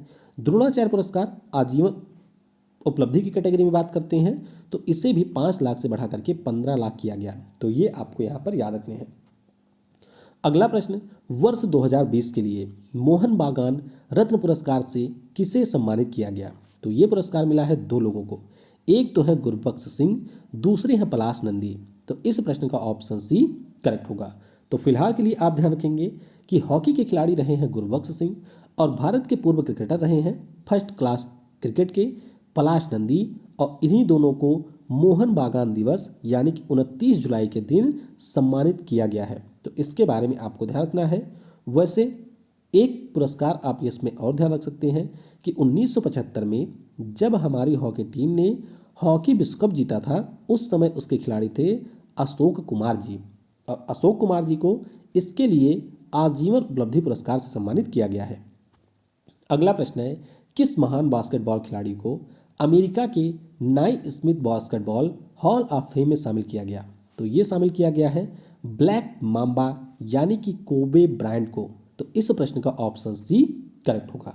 तो बस आपको ध्यान रखना है कोबे ब्रायंट का नाम, इनका इसी वर्ष निधन हो गया था एक हेलीकॉप्टर दुर्घटना में, और इन्हें ब्लैक माम्बा के नाम से भी जाना जाता है। तो ये आप यहाँ पर ध्यान रखेंगे। चलिए नीचे कमेंट में जरा बता दीजिएगा कि इन्हीं के ऊपर बिजले किंग के द्वारा एक किताब लिखी गई है। किसके द्वारा? बिजले किंग के द्वारा। तो किताब का नाम क्या है वह आप नीचे कमेंट में बताएंगे। अगला प्रश्न है, महान गोल्फ खिलाड़ी टाइगर वुड्स को world golf hall of fame में शामिल किया गया, वे किस देश से संबंधित है? तो जैसे अभी हमने देखा आईसीसी के द्वारा 3 खिलाड़ियों को आईसीसी हॉल ऑफ फेम में शामिल किया गया था, उसी प्रकार से जो वर्ल्ड गोल्फ है उसके द्वारा भी जिन्होंने गोल्फ के क्षेत्र में विशेष योगदान दिया होता है उनको हॉल ऑफ फेम में शामिल किया जाता है। तो यहाँ पर शामिल किया गया टाइगर वुड्स को, और ये अमेरिका के गोल्फ खिलाड़ी हैं। तो ध्यान रखेंगे अमेरिका के गोल्फ खिलाड़ी हैं 82 PGA टूर खिताब ये जीत चुके हैं और इसीलिए इन्हें यहाँ पर शामिल किया गया। अगला प्रश्न है, राजीव गांधी खेल रत्न पुरस्कार 2020 से सम्मानित किए जाने वाले रोहित शर्मा किस नंबर के क्रिकेटर हैं? तो ये चौथे नंबर के क्रिकेटर हैं। किस नंबर के? चौथे नंबर के क्रिकेटर है रोहित शर्मा। इससे पहले सचिन तेंदुलकर, महेंद्र सिंह धोनी, विराट कोहली को भारत सरकार के द्वारा खेल रत्न पुरस्कार से सम्मानित किया गया है। तो दोनों के नाम आप ध्यान रखेंगे। तो चलिए अब हम लोग खेल रत्न पुरस्कारों के बारे में जान लेते हैं। इसको मैंने लास्ट में रखा हुआ है क्योंकि इसके ऊपर मैंने ऑलरेडी एक वीडियो बना रखा है। तो चलिए फिर भी इसे थोड़ा सा जान लेते हैं। इस बार का जो खेल रत्न है यानी कि हमारे यहाँ का सर्वोच्च खेल पुरस्कार है वह दिया गया 5 लोगों को। रोहित शर्मा जो कि क्रिकेटर हैं, मरियप्पन थंगावेलु जो कि पैरा एथलीट हैं, हाई जंपर है तमिलनाडु के, मनिका बत्रा जो कि टेबल टेनिस की खिलाड़ी हैं दिल्ली की। इसके अलावा 2 हमारे हैं विनेश फोगाट कुश्ती हरियाणा से और रानी रामपाल महिला हॉकी टीम की कप्तान है और ये हैं हरियाणा से। तो इन 5 के नाम और ये किस खेल से संबंधित है इसे तो आपको ध्यान रखना है। अब बात करते हैं अर्जुन पुरस्कारों की। तो अर्जुन पुरस्कारों के बारे में भी आप याद रखेंगे। दूती चंद जो कि एथलेटिक्स के खिलाड़ी हैं, अतानु दास तीरंदाजी से हैं, सात्विक साईराज रंकीरेड्डी और इनके पार्टनर चिराग शेट्टी दोनों आपके बैडमिंटन के खिलाड़ी हैं। इसके बाद में है विशेष भृगुवंशी बास्केटबॉल के खिलाड़ी हैं। अगले हैं मनीष कौशिक मुक्केबाजी के खिलाड़ी हैं। फिर हैं लवलीना बोरगोहेन ये भी मुक्केबाजी के खिलाड़ी हैं। 2 आपके क्रिकेटर हैं, एक तो है ईशांत शर्मा, एक है दीप्ति शर्मा, दोनों क्रिकेट के खिलाड़ी हैं। अजय आनंद सावंत ये आपके हैं घुड़सवार। संदेश झिंगन की बात करते हैं तो फुटबॉल के ये खिलाड़ी हैं। अदिति अशोक की बात करते हैं तो गोल्फ के खिलाड़ी हैं। आकाशदीप सिंह की बात करते हैं तो ये हॉकी के खिलाड़ी हैं। अब कई बार आपसे अर्जुन पुरस्कारों के बारे में सीधे पूछ लिया जाता है कि इनमें से किस खिलाड़ी को मिला था, तो आपको एक बार इन सभी के नाम पता होने चाहिए। आगे बात करें तो अगला नाम है दीपिका का। तो दीपिका हॉकी के खिलाड़ी हैं, इन्हीं के भाई या कुछ होंगे दीपक, ये हमारे कबड्डी के खिलाड़ी हैं। सरिका सुधाकर काले ये खो खो के खिलाड़ी हैं। दत्तू बबन भोकानल, क्या नाम है? दत्तू बबन भोकानल ये रोइंग के खिलाड़ी हैं। मनु भाकर की बात करें तो निशानेबाज हैं। सौरभ चौधरी भी निशानेबाज हैं। मधुरिका सुहास पाटकर ये टेबल टेनिस के खिलाड़ी हैं। दिविज शरण की बात करते हैं तो ये टेनिस के खिलाड़ी हैं। शिवा केसवन की बात करते हैं तो ये ल्यूज के खिलाड़ी हैं। दिव्या काकरन इनका नाम आपको पता ही होगा, इस साल इन्होंने स्वर्ण पदक भी जीता था, तो ये कुश्ती के खिलाड़ी हैं। राहुल अवारे की बात करते हैं तो ये भी कुश्ती के खिलाड़ी हैं। मनीष नरवाल की बात करते हैं तो पैरा निशानेबाज हैं। सुयश नारायण जाधव की बात करते हैं तो ये पैरा तैराक हैं। और संदीप की बात करते हैं तो ये है पैरा एथलीट। तो आप ध्यान रखेंगे कि 5 लोगों को मिला खेल रत्न पुरस्कार और 27 लोगों को यहाँ पर अर्जुन पुरस्कार से सम्मानित किया गया। आगे अब बात करेंगे द्रोणाचार्य पुरस्कारों की रेगुलर कैटेगरी में। तो ये पुरस्कार मिला है 5 लोगों को। कितने? 5 लोगों को। एक तो है ज्यूड फेलिक्स जो कि हॉकी के कोच हैं। योगेश मालवीय इन्हें मिला मलखम्ब में कोचिंग के लिए। जसपाल राणा को निशानेबाजी की कोचिंग में लिए मिला। कुलदीप सिंह हांदू ये हमारे वुशु के कोच हैं। और अगर आपको याद हो तो जो हमारे यहाँ पर फिट इंडिया मूवमेंट है उसके ब्रांड एम्बेसडर भी बनाए गए हैं कुलदीप सिंह हांदू। गौरव खन्ना की बात करते हैं तो ये आपके पैरा बैडमिंटन के खिलाड़ी हैं। तो ये यहाँ पर आप ध्यान रखेंगे। अगला प्रश्न है, हाल ही में किस फुटबॉल खिलाड़ी को अफ्रीका के लिए 2019 के प्लेयर ऑफ द ईयर का खिताब दिया गया? तो ये मिला है सदियो माने को। तो बहुत ज़्यादा महत्वपूर्ण प्रश्न नहीं है। अगला प्रश्न है, हाल ही में दुबई ग्लोब सॉकर अवार्ड में किसे सर्वश्रेष्ठ पुरुष खिलाड़ी का पुरस्कार मिला है? तो ये मिला है क्रिस्टियानो रोनाल्डो को जो कि पुर्तगाल के खिलाड़ी हैं। इन्हीं को अभी दुबई ग्लोब सॉकर अवार्ड में सर्वश्रेष्ठ पुरुष खिलाड़ी का पुरस्कार मिला है। अगला है 2020 में किस देश में आयोजित किए जाने वाले फीफा अंडर 20 पुरुष विश्व कप 2021 के आयोजन को रद्द कर दिया गया है? तो ध्यान रखिएगा, फीफा के द्वारा कई सारे विश्व कप आयोजित करवाए जाते हैं और यहाँ पर जो पुरुषों के लिए अंडर 20 विश्व कप था इसके आयोजन को रद्द कर दिया गया है और इसका आयोजन किया जाना था इंडोनेशिया देश में, यानी कि इस प्रश्न का ऑप्शन सी करेक्ट होगा। तो यहाँ पर आप थोड़ा सा अब ध्यान देंगे। देखिए, फीफा का जो अंडर 20 विश्व कप था ये आयोजित किया जाना था 2021 में इंडोनेशिया में। तो अब फीफा ने ये कहा है कि कोविड-19 के कारण इसका आयोजन 2021 की बजाय हम लोग करवाएंगे 2023 में, लेकिन जो आपका यहाँ पर होस्ट कंट्री है उसको नहीं बदला गया है, यानी कि जैसे पहले इंडोनेशिया में आयोजन हो रहा था उसी प्रकार से इंडोनेशिया में अब भी इसका आयोजन किया जाएगा। इसके अलावा जो फीफा का अंडर 17 मेंस विश्व कप है 2021 वाला, इसके आयोजन को भी टाल दिया गया है और अब ये भी 2023 में आयोजित किया जाएगा। तो ध्यान रखेंगे कि यहाँ पर जो फीफा अंडर 20 पुरुष विश्व कप है ये आयोजित होगा इंडोनेशिया में, और जो आपका फीफा अंडर 17 मेंस विश्व कप है इसका आयोजन किया जाएगा 2021 की बजाय 2023 में पेरू देश में। अगला प्रश्न है, वर्ष 2030 में एशियाई खेल का आयोजन किस देश में किया जाएगा? तो बहुत ही ज़्यादा महत्वपूर्ण प्रश्न है, ध्यान रखिएगा। 2030 के जो हमारे एशियन गेम्स होंगे इनका आयोजन किया जाएगा कतर में। तो इस प्रश्न का ऑप्शन सी करेक्ट होगा। तो इससे पहले आप ध्यान रखेंगे, हालांकि आगे हम लोग अभी डिस्कस करेंगे कि 2022 में पहले एशियाई खेल होंगे, यानी कि इन खेलों का आयोजन किया जाएगा चीन में। कहाँ पर? चीन में किया जाएगा। उसके बाद में 2026 में आपके एशियाई खेल होंगे, तो 2026 वाले आपके जापान के नागोया शहर में आयोजित किए जाएंगे। 2030 का जो है वह आपके कतर की राजधानी दोहा में आयोजित किया जाएगा, और 2034 का जो एशियाई खेल है इसका आयोजन सऊदी अरब की राजधानी रियाद में किया जाएगा। तो ये सारे जो एशियन गेम्स हैं इनके बारे में आपको ध्यान रखना है और इनसे आपकी परीक्षा में प्रश्न भी पूछे जाएंगे। पहला प्रश्न है कि 2021 में जो फीफा क्लब विश्व कप होगा इसकी मेजबानी कौन सा देश करेगा? तो याद रखिएगा इसकी मेजबानी जापान देश के द्वारा की जाएगी। अब यहाँ पर मैं आपको बता दूं कि 2020 में जो हमारा फीफा क्लब विश्व कप होने वाला था वह कोविड-19 के कारण टाल दिया गया। तो ये जो 2020 वाला था ये भी आपका होगा 2021 में। तो 2020 वाले का आयोजन कतर में किया जाएगा और जो 2021 वाला है उसका आयोजन किया जाएगा जापान में। तो प्रश्न के नेचर के अनुसार आपको इसका उत्तर देना है। अगला प्रश्न है, 2023 में विश्व टेबल टेनिस चैंपियनशिप का आयोजन किस देश में किया जाएगा? तो ये जो विश्व टेबल टेनिस चैंपियनशिप है इसका आयोजन किया जाएगा दक्षिण अफ्रीका में, यानी कि इस प्रश्न का ऑप्शन बी करेक्ट होगा। तो बस आपको ध्यान रखना है कि दक्षिण अफ्रीका का डरबन नाम का एक शहर है जहां पर 2023 में विश्व टेबल टेनिस चैंपियनशिप का आयोजन किया जाएगा। अगला प्रश्न है कि वर्ष 2020 में फीफा अरब कप फुटबॉल टूर्नामेंट की मेजबानी कौन सा देश करेगा? तो ये मैंने अभी आपको बताया कि इसकी जो मेजबानी है वह करेगा कतर। कौन? कतर इसकी मेजबानी करेगा और कुल मिलाकर के इसमें 22 टीमें आपकी शामिल होंगी।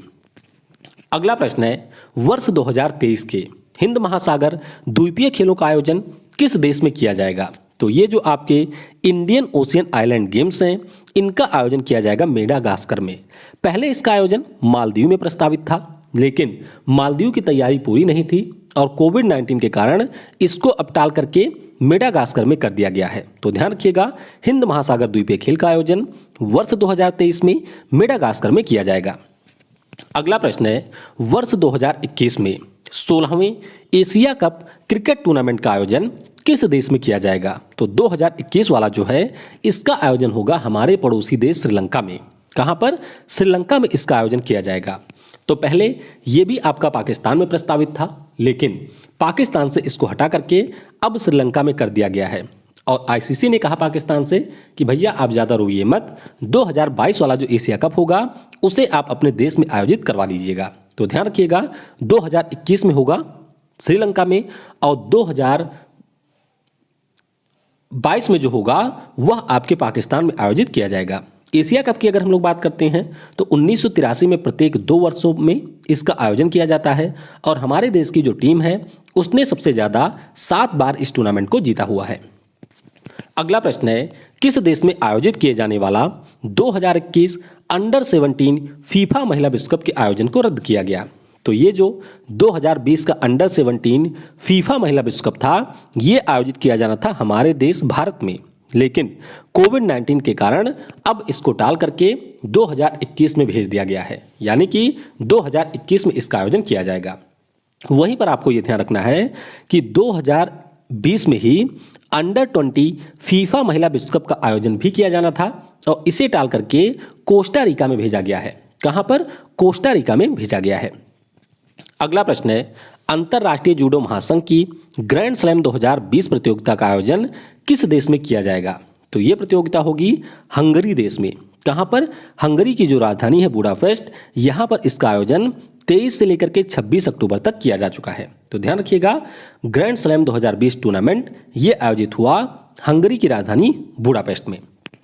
अगला प्रश्न है, राष्ट्रीय खेलों के 36वें संस्करण का आयोजन 2020 में किस राज्य में प्रस्तावित है? तो 2020 में ये आपका प्रस्तावित है गोवा राज्य में। कहाँ पर? गोवा राज्य में ये प्रस्तावित है। और इसका जो शुभंकर है उसके बारे में भी आपको ध्यान रखना है कि गोवा का जो हमारे राजकीय पक्षी है जिसका नाम है फ्लेम थ्रोटेड बुलबुल। क्या नाम है? फ्लेम थ्रोटेड बुलबुल, जिसे हम लोग रूबीगुला के नाम से जानते हैं, वह इसका शुभंकर यानी कि मैस्कॉट है। तो ये भी आप ध्यान रखेंगे। अब 36वें की बात हो गई है तो इसके बाद में हमारा 37वां होगा 2021 में, ये आपका छत्तीसगढ़ में आयोजित होगा। 38वां हमारा होगा 2022 में, ये उत्तराखंड में प्रस्तावित है। और 39वां जो राष्ट्रीय खेल है ये आपका होगा मेघालय में 2023 में। और इसका जो मैस्कॉट है वह आपका होगा क्लाउडेड लियोपर्ड। क्या है? क्लाउडेड लेपर्ड इसका मैस्कॉट है। तो सभी के बारे में आपको ध्यान रखना है। 36वां हो रहा है गोवा में, 37वां होगा छत्तीसगढ़ में, 38वां होगा उत्तराखंड में और 39वां होगा मेघालय में। अगला प्रश्न है, Indian super league 2020-21 football tournament का आयोजन किस राज्य में किया जाएगा? तो ये जो फुटबॉल टूर्नामेंट है इसका आयोजन होगा गोवा में। कहां पर? गोवा में इसका आयोजन किया जाएगा। तो बस आप ये ध्यान रखेंगे कि इंडियन सुपर लीग टूर्नामेंट का आयोजन गोवा राज्य में किया जाएगा। अगला प्रश्न है, फीवा महिला बास्केटबॉल विश्व कप 2022 का जो आयोजन है वह किस देश में किया जाएगा? तो ये जो विश्व कप है इसका आयोजन किया जाएगा ऑस्ट्रेलिया में। कहां पर? महिलाओं का जो बास्केटबॉल का विश्व कप होगा 2022 में, ये आयोजित होगा ऑस्ट्रेलिया में। तो इसके बारे में आपको ध्यान रखना है। इससे पहले 2018 में ये टूर्नामेंट हुआ था तो उस समय स्पेन में आयोजन इसका किया गया था। और जीता किसने था? तो 2018 वाला जीता था अमेरिका में। सबसे ज़्यादा बार किसने जीता है? तो सबसे ज़्यादा बार अमेरिका की जो महिला टीम है उसने महिला बास्केटबॉल विश्व कप को 10 बार जीता हुआ है। अगला प्रश्न है, क्रिकेट विश्व कप 2023 का जो आयोजन है इनमें से किस देश में किया जाएगा? तो ये आयोजन हमारे देश भारत में होगा। कहां पर? हमारे देश भारत में इसका आयोजन किया जाएगा। इससे पहले 2019 में हुआ था तो वो आपके इंग्लैंड और वेल्स में हुआ था, जिसमें इंग्लैंड की टीम ने न्यूजीलैंड को हरा करके पहली बार इसका खिताब जीता था। तो आप ध्यान रखेंगे कि 2023 में जो पुरुषों वाला विश्व कप है ये आपके भारत में आयोजित किया जाएगा और महिलाओं का जो विश्व कप होता है वह 2021 में होगा। ये कहां पर होगा? तो ये आपका होगा न्यूजीलैंड में। तो इसके बारे में भी आपको ध्यान रखना है। आईसीसी की अगर हम लोग बात करते हैं तो मुख्यालय आपको मिल जाएगा यूएई के दुबई में। इसके अध्यक्ष कौन है? ये बदल गए हैं तो उनका नाम आप नीचे बताएंगे। न्यूजीलैंड के हैं, मैं ये आपको हिंट दे देता हूं। तो आपको बताना है कि आईसीसी के अध्यक्ष वर्तमान में कौन है। अगला प्रश्न है, वर्ष 2022 में शीतकालीन ओलंपिक खेलों का आयोजन किस देश में किया जाएगा? तो 2022 के जो ओलंपिक खेल हैं इनका आयोजन किया जाएगा चीन में। कहां पर? चीन की राजधानी बीजिंग में इसका आयोजन किया जाएगा। अब कुछ जरूरी चीजें मैं आपको बता देता हूं जो परीक्षाओं में पूछी जा चुकी हैं और कई बार आपकी परीक्षाओं में आगे भी पूछी जाएंगी। सबसे पहले आप ध्यान रखेंगे कि 2020 में जो हमारा ओलंपिक होने वाला था, समर ओलंपिक था, इसे टाल करके अब 2021 में किया जाएगा और ये होगा जापान के टोक्यो में। 2024 का जो ओलंपिक है ये ग्रीष्मकालीन ओलंपिक होगा और इसका आयोजन फ्रांस की राजधानी पेरिस में किया जाएगा। 2026 में शीतकालीन ओलंपिक जो होगा वह आपके इटली के शहर मिलान और कोर्टिना में किया जाएगा। वहीं पर 2028 में जो हमारा समर ओलंपिक होगा इसका आयोजन अमेरिका के लॉस एंजल्स में किया जाएगा। तो ये चीजें आपको यहां पर ध्यान रखनी है। आपसे मैं एक प्रश्न पूछूंगा कि टोक्यो जो जापान की राजधानी है, इससे पहले यहां पर ओलंपिक खेलों का आयोजन किस वर्ष हुआ था? वो आप नीचे कमेंट में बताएंगे। अगला प्रश्न है, वर्ष 2023 में पुरुष हॉकी विश्व कप का आयोजन किस देश में किया जाएगा? तो ये जो पुरुष हॉकी विश्व कप है इसका आयोजन किया जाएगा भारत में, यानी कि इस प्रश्न का ऑप्शन बी करेक्ट होगा। तो बस आप ये ध्यान रखेंगे कि 2023 में जो पुरुषों के हॉकी का विश्व कप होगा ये हमारे देश भारत में आयोजित होगा। इससे पहले 2018 में ये विश्व कप हुआ था, उस समय भी हमारे देश भारत में ही आयोजन हुआ था, जिसमें बेल्जियम की टीम ने नीदरलैंड को हराया था। किसने? बेल्जियम की टीम ने नीदरलैंड को हराया था। सबसे ज्यादा बार कौन जीता है हॉकी विश्व कप? तो ये जीता है पाकिस्तान ने। कितनी बार? 4 बार इन्होंने जीता है। और भारत ने 1975 में पुरुषों के लिए हॉकी विश्व कप को जीता था। अगला प्रश्न है, एशियाई खेलों के 19वें संस्करण का जो आयोजन है 2022 में किस देश में किया जाएगा? तो ये जो आपके खेल हैं इनका आयोजन होगा चीन के झांगझू में। कहाँ पर? होंगजू या झांगझू नाम है इसका, चीन का एक शहर है, यहीं पर इसका आयोजन किया जाएगा। तो बस आप ध्यान रखेंगे कि 2022 में इसका आयोजन होंगजाओ में किया जाएगा, 2026 में ये जापान के नागोया में आयोजित किया जाएगा और 2018 में हुआ कहाँ पर था? तो ये आपके हुआ था इंडोनेशिया में। अगला प्रश्न है 22वें फीफा पुरुष विश्व कप का आयोजन किस देश में किया जाएगा? तो इसका आयोजन होगा 2022 में। कहाँ पर? कतर की राजधानी दोहा में। तो इस प्रश्न का ऑप्शन बी करेक्ट होगा। इसके अलावा आप ध्यान रखेंगे कि जो पुरुषों का विश्व कप है 2026 वाला, प्रत्येक 4 वर्षों पर यह होता है, तो 2026 वाला जो विश्व कप है वह कनाडा, मैक्सिको और यूएसए में किया जाएगा। तो ये आप याद रखेंगे। वैसे अगर हम लोग 2018 वाले की बात करते हैं तो ये आपके रूस में आयोजित किया गया था। अब पता है मुझे कि ये वीडियो आपके लिए थोड़ा सा टफ होता जा रहा होगा क्योंकि काफ़ी सारे फैक्ट हैं जिनके बारे में आपको याद रखना है। तो मैं आपसे यही रिक्वेस्ट करूंगा कि वीडियो अगर आप चाहें तो थोड़ा सा स्पीड बढ़ा करके 2 से 3 बार देख सकते हैं, या फिर इसके पोस्ट की लिंक भी आपको मिल जाएगी kvguruji.in के ऊपर, वहां पर जाकर के आप इसको 3 से 4 बार पढ़ लें, तभी आप इस प्रकार के प्रश्नों का उत्तर दे पाएंगे। अगला प्रश्न है आईसीसी की नई घोषणा के अनुसार आईसीसी पुरुष टी20 विश्व कप 2021 की मेजबानी कौन सा देश करेगा? तो इसकी मेजबानी करेगा हमारा देश भारत। कौन? भारत हमारा देश इसकी मेजबानी करेगा। अब थोड़ा सा यहां पर मैं आपको बता देता हूं जिनमें आप कंफ्यूज हो सकते हैं। देखिए 2020 की अगर हम लोग बात करें तो इस वर्ष महिलाओं के टी20 विश्व कप और पुरुषों के टी20 विश्व कप दोनों प्रस्तावित किए गए थे ऑस्ट्रेलिया में। महिलाओं वाला विश्व कप तो हो ही गया था जिसे ऑस्ट्रेलिया ने जीत लिया था, लेकिन जो पुरुषों वाला विश्व कप था वह कोविड-19 के कारण आयोजित नहीं हो सका। तो आप यहां पर ध्यान रखेंगे कि 2022 का जो पुरुषों वाला विश्व कप था इसको अब टाल करके 2022 में भेज दिया गया है। कहां वाला? 2020 के जो पुरुषों का टी20 विश्व कप था इसे भेज दिया गया है 2022 में और ये ऑस्ट्रेलिया में ही आयोजित होगा। 2021 वाला जो था वो हमारे देश में प्रस्तावित था, तो एज इट इज वह हमारे देश भारत में ही आयोजित किया जाएगा। वहीं पर आप ये ध्यान रखेंगे कि जो महिलाओं का टी20 विश्व कप है इसका आयोजन होगा दक्षिण अफ्रीका में। कहां पर? दक्षिण अफ्रीका में इसका आयोजन किया जाएगा। अगला प्रश्न है पुरुष टी20 विश्व कप का आयोजन 2022 में किस देश में किया जाएगा? तो ये जो पुरुषों का टी20 विश्व कप है ये मैंने आपको बता ही दिया कि ऑस्ट्रेलिया में इसका आयोजन किया जाना है और ये टी20 क्रिकेट विश्व कप के बारे में मैंने आपको ऊपर ही बता दिया है। अगला प्रश्न है खेलो इंडिया यूथ गेम्स के चौथे संस्करण का जो आयोजन है भारत के किस राज्य में किया जाएगा? तो जो इसका चौथा संस्करण है उसका आयोजन किया जाएगा हरियाणा के पंचकुला में। कहां पर? हरियाणा के पंचकुला में इसका आयोजन किया जाएगा। वैसे अगर हम लोग 2020 में जो तीसरा संस्करण हुआ था उसके बारे में बात करें तो ये असम के गुवाहाटी में हुआ था। कहां पर? असम के गुवाहाटी में इसका आयोजन किया गया था। पहला संस्करण कहां पर हुआ था? तो ये आपका हुआ था नई दिल्ली में। अगला प्रश्न है राष्ट्रमंडल यानी कि कॉमनवेल्थ खेल के 22वें संस्करण का आयोजन कहां पर किया जाएगा? तो इसका जो आयोजन है वह इंग्लैंड के बर्मिंघम में किया जाएगा, यानी कि इस प्रश्न का ऑप्शन बी करेक्ट होगा। तो बस आप ये ध्यान रखेंगे कि जो हमारा 22वां कॉमनवेल्थ गेम्स है इसका आयोजन होगा इंग्लैंड के बर्मिंघम में। अब यहाँ पर 2022 वाले की हमने बात कर ली, 2018 में कहाँ पर हुआ था? तो 2018 में ऑस्ट्रेलिया के गोल्ड कोस्ट में इसका आयोजन किया गया था और यहाँ पर हमारे देश भारत ने कुल मिलाकर के 66 पदक जीते थे। तो ये प्रश्न ऑलरेडी रिपीट हुआ है, तो इसके बारे में आप जरूर याद रखेंगे।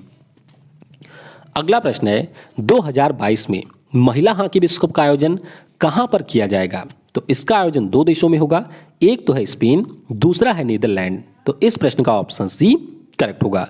तो बस आपको ये याद रखना है कि जो हमारा 2022 में महिलाओं के हॉकी विश्व कप है इसका आयोजन स्पेन और नीदरलैंड में किया जाएगा। अब इससे पहले कब हुआ था? तो इससे पहले हुआ था 2018 में। कहां पर? लंदन में हुआ था और उस समय नीदरलैंड की टीम इसमें विजेता रही थी। तो आप ये ध्यान रखेंगे कि 2022 में स्पेन और नीदरलैंड में आयोजित किया जाएगा। अगला प्रश्न है 2023 में फीबा पुरुष बास्केटबॉल विश्व कप का आयोजन किस देश में किया जाएगा? तो ये जो पुरुषों के बास्केटबॉल का विश्व कप है ये आयोजित होगा इंडोनेशिया, जापान और फिलीपींस में संयुक्त रूप से, यानी कि इन तीनों देशों के द्वारा इसकी मेजबानी की जाएगी। होगा कब? तो ये आपका होगा 2023 में। तो यहाँ पर आप देख सकते हैं 2019 वाला जो है ये चीन में हुआ था और उस समय स्पेन की टीम ने इसको जीता था। अगला प्रश्न है 2023 में रग्बी विश्व कप का आयोजन किस देश में किया जाएगा? तो ये जो रग्बी विश्व कप है इसका आयोजन किया जाएगा फ्रांस में, यानी कि इस प्रश्न का ऑप्शन बी करेक्ट होगा। तो आप ध्यान रखेंगे कि जो रग्बी विश्व कप है 2023 वाला ये फ्रांस देश में आयोजित किया जाना है। वहीं पर 2019 में जब ये विश्व कप हुआ था तो उसका आयोजन किया गया था जापान में और उस समय विजेता कौन था? तो उस समय दक्षिण अफ्रीका इसका विजेता रहा था। अगला प्रश्न है 2019 फीफा महिला विश्व कप का आयोजन किस देश में किया गया? तो 2019 का जो विश्व कप था ये आयोजित किया गया था फ्रांस में। कहाँ पर? फ्रांस में इसका आयोजन हुआ था और इसे जीता था किसने? अमेरिका ने। किसने जीता था? अमेरिका ने इसे जीता था, हराया था नीदरलैंड को। वहीं पर जो महिलाओं का फुटबॉल विश्व कप है 2023 वाला इसका आयोजन ऑस्ट्रेलिया और न्यूजीलैंड में होगा। तो ये आप याद रखेंगे कि 2023 में इसका आयोजन ऑस्ट्रेलिया और न्यूजीलैंड में किया जाएगा। अगला प्रश्न है शीतकालीन युवा ओलंपिक 2024 का जो आयोजन है वह किस देश में किया जाएगा? तो इसका आयोजन होगा दक्षिण कोरिया में। कहाँ पर? दक्षिण कोरिया देश में इसका आयोजन किया जाएगा, यानी कि इस प्रश्न का ऑप्शन डी करेक्ट होगा। तो बस आप ये ध्यान रखेंगे कि 2024 में हमारा शीतकालीन युवा ओलंपिक गेम होगा दक्षिण कोरिया के गैंगवान प्रांत में। वहीं पर जो ग्रीष्मकालीन युवा ओलंपिक गेम है इसका आयोजन सेनेगल की राजधानी डकार में किया जाएगा। तो दोनों के बारे में आपको याद रखना है। अगला प्रश्न है 2020 में आयोजित जूनियर पुरुष हॉकी विश्व कप की मेजबानी कौन सा देश करेगा? तो इसकी मेजबानी हमारे देश भारत के द्वारा प्रस्तावित थी, लेकिन कोविड-19 के कारण इसका आयोजन नहीं हो पाया है। तो ध्यान रखेंगे कि भारत में ये प्रस्तावित था। अगला प्रश्न है 2022 में AFC महिला एशियाई कप का आयोजन किस देश में किया जाएगा? तो ये आयोजन किया जाएगा हमारे देश भारत में। कहाँ पर? हमारे देश भारत में इसका आयोजन किया जाएगा। तो बस आपको ये ध्यान रखना है कि हमारे देश भारत में ये प्रस्तावित है। बाकी ये सारी चीज़ें मैं आपको बता चुका हूँ। इसमें एक परिवर्तन हुआ है 2022 वाला। तो 2022 में जो G20 का सम्मेलन हमारे देश में होना था वह अब इंडोनेशिया में होगा और हमारे देश में 2023 में इसका आयोजन किया जाएगा। तो ये आप यहाँ से याद रखेंगे। अगला प्रश्न है वर्ष 2022 में राष्ट्रमंडल निशानेबाजी व तीरंदाजी चैंपियनशिप का आयोजन किस शहर में किया जाएगा? तो इसका आयोजन होगा चंडीगढ़ शहर में। कहाँ पर? चंडीगढ़ में इसका आयोजन किया जाएगा। वहीं पर मैंने आपको कॉमनवेल्थ गेम्स के बारे में बता ही दिया कि ये इंग्लैंड के बर्मिंघम में आयोजित किया जाएगा। अगला प्रश्न है वर्ष 2020 के लिए AIBA विश्व कप का आयोजन किस देश में किया जाएगा? तो इसका आयोजन होगा हमारे पड़ोसी के पड़ोसी देश रूस में, यानी कि चीन के बगल में जो रूस देश है वहाँ पर इसका आयोजन किया जाना है। नाम आपको याद रखना है, इसका नाम है AIBA विश्व कप, यानी कि इंटरनेशनल बॉक्सिंग एसोसिएशन का जो विश्व कप होता है वह रूस में आयोजित किया जाना है। अगला प्रश्न है ICC महिला T20 विश्व कप 2022 का आयोजन किस देश में किया जाएगा? तो ये मैंने अभी आपको ऊपर बताया कि इसका आयोजन दक्षिण अफ्रीका में होगा। कहाँ पर? दक्षिण अफ्रीका में इसका आयोजन किया जाना है। अगला प्रश्न है 2021 में इंडोर हॉकी विश्व कप का आयोजन किस देश में किया जाएगा? तो इसका आयोजन होगा बेल्जियम में। कहाँ पर? बेल्जियम में इसका आयोजन किया जाएगा। तो बस आपको ये ध्यान रखना है कि पुरुषों और महिलाओं के लिए जो इंडोर हॉकी विश्व कप 2021 में आयोजित होगा इन दोनों का आयोजन किया जाएगा बेल्जियम में। अगला प्रश्न है वर्ल्ड गेम्स 2022 के लिए नए लोगों का अनावरण किया गया, तो इसका आयोजन कहाँ पर किया जाएगा? तो इसका आयोजन किया जाएगा USA के बर्मिंघम में। अब आपको ध्यान रखना है कि बर्मिंघम नाम का जो शहर है वह आपको यूनाइटेड किंगडम में भी मिलेगा और अमेरिका में भी मिलेगा। तो अमेरिका के बर्मिंघम में वर्ल्ड गेम्स 2022 का आयोजन किया जाएगा। 2025 वाला कहाँ पर होगा? तो ये चीन के चेंगडू में आयोजित किया जाएगा। अगला प्रश्न है 2021 में पुरुषों के लिए विश्व मुक्केबाजी चैंपियनशिप का आयोजन किस देश में किया जाएगा? तो ये जो पुरुषों की मुक्केबाजी चैंपियनशिप है इसका आयोजन किया जाएगा सर्बिया देश में। कहाँ पर? सर्बिया में इसका आयोजन किया जाएगा। तो इसके बारे में आप ये ध्यान रखेंगे कि पहले भारत में प्रस्तावित था, लेकिन मेजबानी के जो शुल्क है उसका भुगतान भारत ने नहीं किया, तो अब ये सर्बिया में आयोजित किया जाएगा। अगला प्रश्न है वर्ष 2021 में किस देश में आयोजित होने वाले राष्ट्रमंडल युवा खेलों के आयोजन को टाला गया? तो ये आयोजन होना था त्रिनाद और टोबैगो में। कहाँ पर? त्रिनाद और टोबैगो में आयोजन किया जाना था, लेकिन अब इसे टाल दिया गया है और अब ये आपका 2023 में आयोजित किया जाएगा। तो ध्यान रखिएगा, राष्ट्रमंडल युवा खेल का आयोजन 2021 की बजाय 2023 में होगा।